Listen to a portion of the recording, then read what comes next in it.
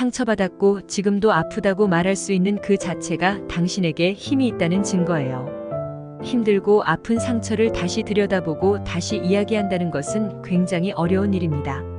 그렇게 아팠는데 아무렇게나 살지 않고 버틴 것, 그것은 당신이 좋은 사람이라는 증거이기도 하고 당신 안에 엄청난 힘이 있다는 증거이기도 해요. 우리 안에 어떤 문제가 있을 때 그 문제가 나아지려면 그것에 대한 본질을 인식해야 합니다. 부모는 아이에게 우주입니다. 그 우주가 안전하고 그 우주에서 사랑받고 존중받는다고 느끼고 신뢰가 형성되어야 아이는 편안하게 자랄 수 있어요. 부모는 부모라는 이름으로 아이에게 해야 하는 상호작용이 있고 주어야 하는 사랑이 있습니다. 이것은 아이가 부모에게 자랄 때만 주는 것이 아니라 조건 없이 주는 것입니다. 이 사랑을 받았다고 느끼는 아이는 부모가 곁에 없어도 편안합니다. 이 사랑을 받지 못한 아이는 부모가 곁에 있어도 불안합니다. 오히려 부모가 곁에 있어서 더 불행합니다. 부모는 아이에게 생명의 시작이자 생존의 기반이에요. 아이는 부모가 없으면 살 수가 없어요. 몸도 그렇고 마음도 그렇습니다. 아이는 부모에게 조건 없이 수용받아본 경험, 깊고 따뜻한 사랑으로 살아요.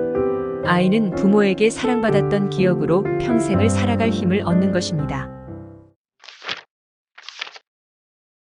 용서는 인간만이 가지고 있는 고차원적인 가치입니다. 하지만 강요할 수는 없습니다.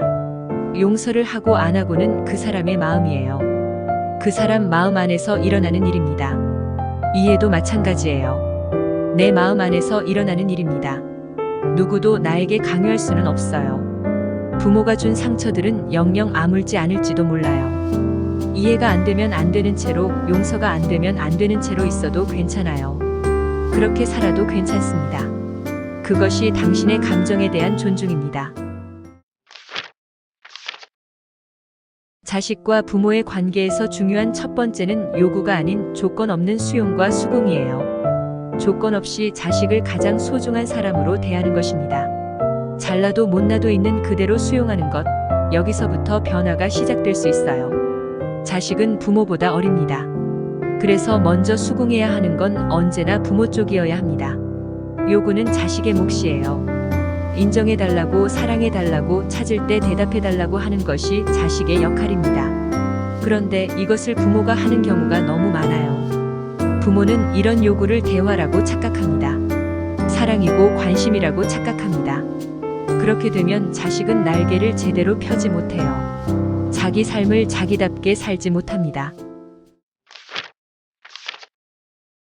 자식이 성인이 되면 부모도 자식과 거리를 좀 두는 것이 좋아요. 남남처럼 지내라는 것이 아닙니다. 과한 통제와 간섭은 그만해야 합니다. 그래야 자식과 좋은 사이로 지낼 수 있어요. 자식의 어떤 면이 너무 안타깝다면 가끔 진지하게 이야기해 줄 수는 있어요. 하지만 거기까지입니다. 안타깝지만 자식이 성인이기 때문에 부모가 원하는 방향으로 살도록 요구할 수 없어요. 말할 때도 징글징글하게 느껴질 정도로 애원한다거나 잔소리를 퍼붓는 식으로 하지 말아야 합니다. 소리를 지르거나 화를 내면서 말하는 대신 선을 그어주는 것이 좋습니다.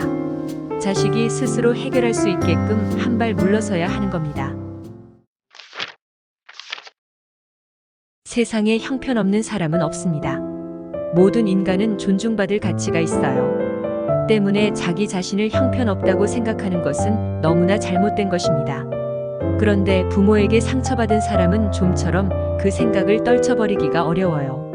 자식을 잘못 다루는 부모는 끊임없이 자식에게 잘못된 생각을 심어주기 때문입니다. 어린 시절 화부터 내는 부모를 보며 자란 사람은 상황을 객관적으로 판단하지 못합니다. 아이는 그저 어머니가 혼내면서 하는 말과 행동의 영향을 고스란히 받아 무조건 자기가 잘못했다고 생각하거든요. 그렇게 자라면서 자기 자신을 꾸준히 왜곡시켜 나가게 되지요. 자신에 대한 왜곡된 자아상, 세상을 보는 왜곡된 창을 꾸준히 만들어갑니다. 그러면 어른이 되어도 상황을 객관적으로 보지 못하고 왜곡된 자아상으로 상황을 해석해버리고 맙니다. 부모가 주는 사랑과 자식이 받아들이는 사랑은 다를 때가 있습니다. 부모는 사랑을 주었다고 생각하는데 자식은 상처를 받았다고 느끼기도 해요. 왜 그럴까요? 부모는 아이를 언제나 완벽하게 이해하고 편안하게 해줄 수 없습니다. 때로는 아이에게 서운하고 억울하기도 하지요. 하지만 아이가 부모의 사랑을 굳게 믿고 있다면 조금 섭섭한 일이 생겨도 잘 넘길 수 있어요. 그런 믿음이 없는 아이들은 부모가 조금만 섭섭하게 해도 크게 분노해요. 부모를 공격자라고 생각합니다. 부모의 사랑은 아이들이 마음의 충족감을 느끼는 형태여야 합니다. 아이가 원하는 사랑을 주어야 합니다. 이런 마음의 충족감을 주려면 부모는 아이를 잘 관찰하고 자신을 잘 관찰해서 아이가 원하는 사랑을 주어야 합니다. 부모가 아이 마음에 충족감을 줄 때 그 순간 아이는 굉장히 행복해하고 그 기억은 평생을 갑니다. 그 기억으로 고통과 아픔을 겪어나갈 힘이 생깁니다. 그래서 아이의 마음이 편안한 것, 행복감을 자주 느끼게 하는 것이 아이를 잘 키우는 최고의 방법이에요.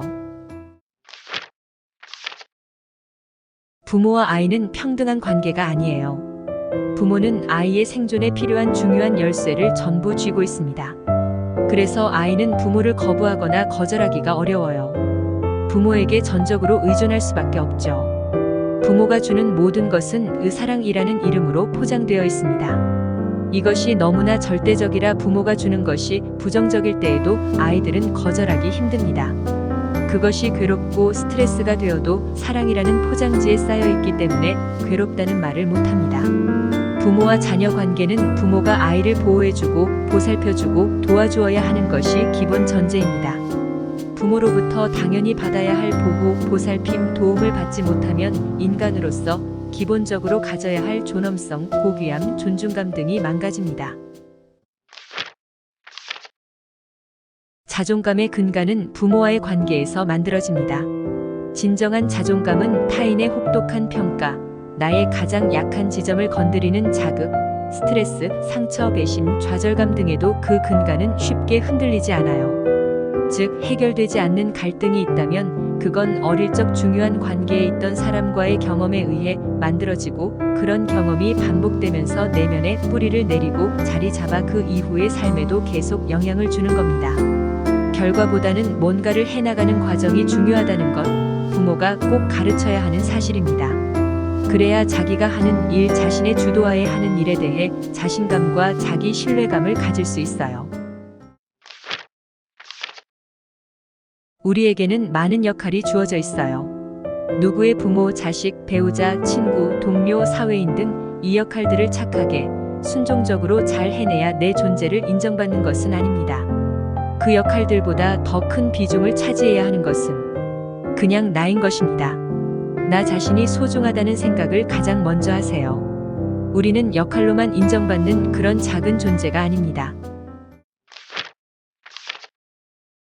오롯이 자기 존재 자체로 인정을 받아본 적이 없는 사람은 다른 사람과 친밀한 관계를 맺는 것도 힘들어합니다. 남이 나를 조건 없이 사랑하고 이해하고 인정해 줄 것이라고 믿을 자신이 없는 거예요. 그래서 누구를 만나면 한없이 위축됩니다. 관계 맺기가 어려우니까 자꾸 피하려 하죠. 힘들어서 도망갔다가 외로워서 다시 다가가고 다가갔다가 공격받을까봐 또 도망가고 악순환의 연속이에요. 모든 조건을 제거한 꾸미지 않은 진짜 나의 모습을 직면하는 것부터 시작하세요. 그게 어떤 모습이든 나를 인정하세요. 그게 나예요. 바람직하지 않은 내 모습을 보는 일이 쓰리고 아플 수도 있습니다. 하지만 그렇게 자기 자신을 하나씩 인정해가면서 나를 알아차려 가세요. 그 상처가 아물고 나면 그 후에 따라오는 벅찬 감동의 순간이 있습니다. 나도 알지 못한 나의 차가운 모습 뒤에 숨어있던 아직 펼치지 못한 따뜻함도 발견하게 될 겁니다. 스스로를 알게 되고 인정하고 나면 안정감과 평온함도 느낄 수 있습니다. 사람은 누구에게도 버림받지 않아요. 사람은 소중하고 존귀한 존재라서 누구든 어떤 상황에서든 버려질 수 없어요.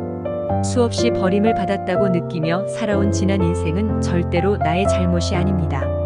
마음이 약해지고 겁이 날 때마다 항상 되뇌어야 합니다. 나는 이렇게 살면 안 되는 존재다. 누구도 감히 나에게 함부로 할 수 없다. 이 세상에 때리고 학대하고 버려도 되는 사람은 없어요. 생긴 모습이나 가진 것, 배운 것이 어떻든 사람은 언제나 존중받아야 합니다. 인간은 사회적 동물이라 인간관계는 필수적이에요. 깊은 인간관계는 한 사람의 희생으로 이루어지지 않습니다. 서로의 이해와 배려로 쌓이는 거예요.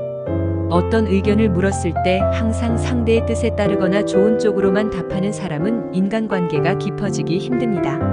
인간관계가 깊어지려면 서로의 마음을 나눠야 하고 진솔한 대화가 있어야 하거든요. 대부분의 건강한 사람은 거절했다는 이유만으로 사람을 싫어하지 않습니다. 대부분의 건강한 사람은 상식적인 수준의 부탁을 하고 상식적인 수준의 부탁을 들어줍니다. 가벼운 부탁은 서로 쉽게 들어주는 편이에요. 하지만 쉽게 들어주지 못할 힘든 부탁은 누구든 거절할 수 있습니다. 그것은 나이기 때문에 거절하는 것이 아니라 누구라도 마찬가지입니다. 대인관계에서는 언제나 상대방이 존재합니다. 상대방은 좋은 사람일 수도 있고 아닐 수도 있습니다. 이해심이 많은 사람일 수도 있고 아닐 수도 있어요. 이성적이고 합리적인 사람일 수도 있고 그렇지 않을 수도 있습니다. 상대방은 때로 내가 선택할 수 없을 때도 있고 나의 의지로 어떻게 할 수 없는 때도 있어요. 너무 힘들어서 피하고 싶지만 피할 수 없을 때도 있습니다. 그래서 우리는 대인관계에서 일어나는 다양한 갈등을 그럭저럭 잘 처리하고 극복하는 법을 배워야 합니다. 나를 보호하면서 나에게 상처가 되지 않도록 말이죠. 우리가 자율성을 키우고 수치심을 극복하려면 다른 사람이 나를 어떻게 보느냐가 아니라 내가 나를 어떻게 보는지부터 살피는 훈련을 해야 합니다. 누가 뭐라 하든 하고 싶은 대로 하기, 거기서부터 시작해야 합니다. 용기를 내보세요. 매일 자신의 결정에 확신을 심어주는 연습이 필요합니다. 바쁘고 지친 현대인들에게 감동을 주는 영상을 만들고 있습니다. 영상을 통해 삶을 되새기고 잊고 있던 감성을 일깨우는 시간을 가지시기 바랍니다. 지금까지 브레인 김주임이었습니다.